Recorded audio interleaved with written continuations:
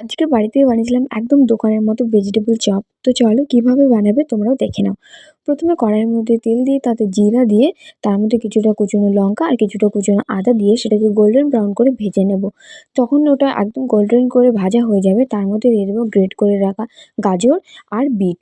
এগুলো দিয়ে কিছুটা নুন আর হলুদ দিয়ে বেশ ভালো করে ঢাকা দিয়ে দিয়ে আমি সেদ্ধ করে নেবো। যখন সেদ্ধ হয়ে যাবে তারপরে দেবো এর মধ্যে লঙ্কার গুঁড়ো, ধনের গুঁড়ো আর একটা মসলা যেটা আমি বাড়িতে বানিয়েছিলাম। তোমরা যদি চাও তাহলে আমাকে কমেন্টে জানিও।